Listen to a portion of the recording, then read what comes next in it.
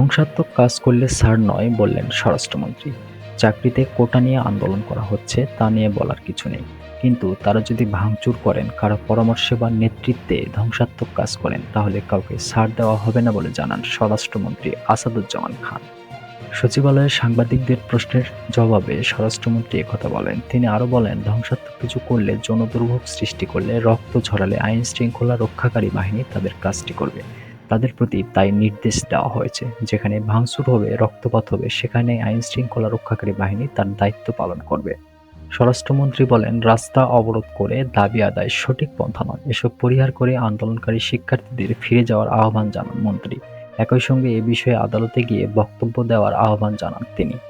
এদিকে কোটা সংস্কার আন্দোলনকারীদের সমর্থন জিএম কাদেরের। শিক্ষার্থীদের কোটা সংস্কারের আন্দোলনে সমর্থন জানিয়ে জাতীয় পার্টির চেয়ারম্যান ও সংসদে বিরোধী দলীয় নেতা জিএম কাদের তাদের বীর মুক্তিসেনা বলে অভিহিত করেছেন। কোটা পদ্ধতিকে একটি সুবিধাভোগী গোষ্ঠীর তৈরির প্রক্রিয়ার অংশ বলে মন্তব্য করেন জিএম কাদের।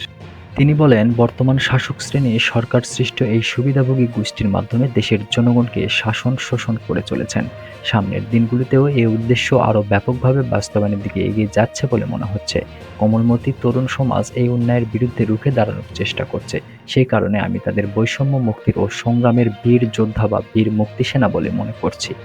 জাতীয় পার্টির চেয়ারম্যান বলেন, ছাত্রছাত্রীদের অহিংস কোটা সংস্কারের আন্দোলনের প্রতি সমর্থন জ্ঞাপন করছি।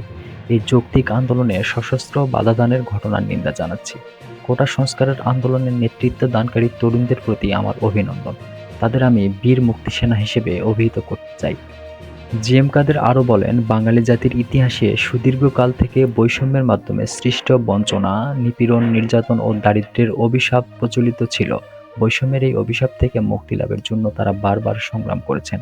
অনেকে আত্মদান করেছেন এবং বারবার বিজয়ী হয়েছেন, কিন্তু তাদের সেই বিজয় প্রতিনিয়ত ছিনিয়ে নেওয়া হয়েছে। বিরোধী দলীয় এই নেতা বলেন, মুক্তিযোদ্ধাদের নাম ব্যবহার বা অপব্যবহার করে তাদের যেভাবে কলঙ্কিত করা হচ্ছে, তাতে আশঙ্কা হয় ভবিষ্যতে কোনো প্রকৃত মুক্তিযোদ্ধা তাদের পরিচয় প্রকাশ করতে সংকোচ বোধ করতে পারেন। জিএম কাদের আরও বলেন, কোটা সংস্কারের আন্দোলনের দাবিগুলো নীতিগতভাবে মেনে নেওয়ার আহ্বান জানাচ্ছি। এই লক্ষ্যে পরবর্তী করণীয় ঠিক করা যেতে পারে এবং সে বিষয়গুলো আন্দোলনরত ছাত্রছাত্রীদের জানানো যেতে পারে। অন্যথায় দেশ ও আগামী প্রজন্ম একটি সংঘাতময় অনিশ্চিত ভবিষ্যতের দিকে ধাবিত হচ্ছে বলে আশঙ্কা করছি।